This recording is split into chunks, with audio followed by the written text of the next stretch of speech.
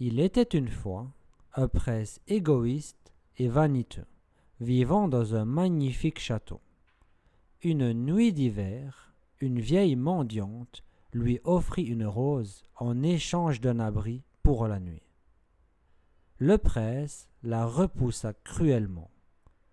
La mendiante se transforma alors en une belle enchanteresse et, pour punir le prince de son manque de compassion, elle le transforma en une bête hideuse. Elle jeta également un sort sur le château et ses serviteurs, les transformant en objets enchantés.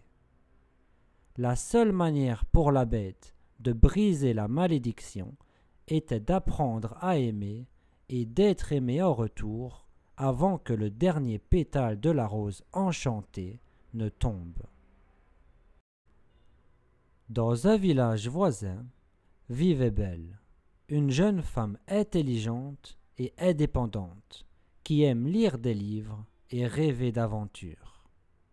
Belle vivait avec son père, Maurice, un inventeur excentrique. Les villageois trouvaient Belle étrange à cause de son amour pour la lecture.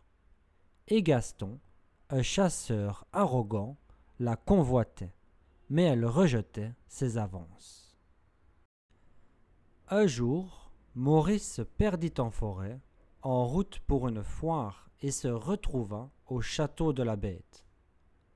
Effrayé par l'apparence de la bête, Maurice tenta de fuir, mais fut capturé et emprisonné. Son cheval, Philippe, retourna seul au village et mena Belle jusqu'au château. Belle arriva au château et supplia la bête de libérer son père. Elle proposa de prendre sa place, et la bête accepta. Maurice fut relâché et Belle devint la prisonnière du château.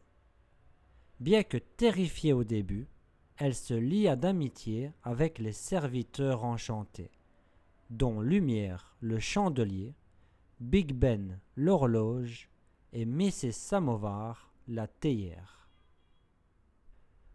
Au fil du temps, Belle et la bête commencèrent à se rapprocher. La bête, influencée par la gentillesse et la patience de Belle, apprit à devenir plus doux et attentionné.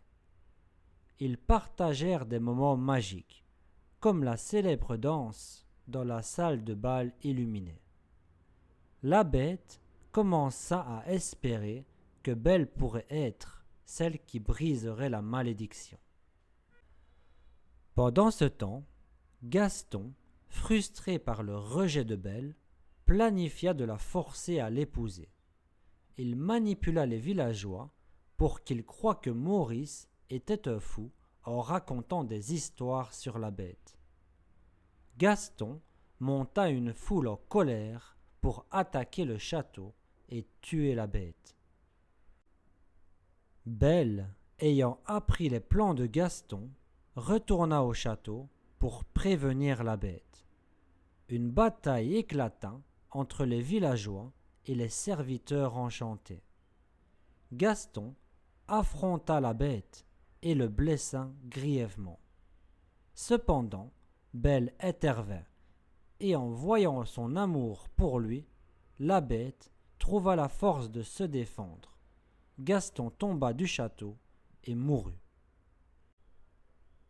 La bête, mourante, avoua son amour à Belle, et elle répondit de même, juste avant que le dernier pétale de la rose ne tombe.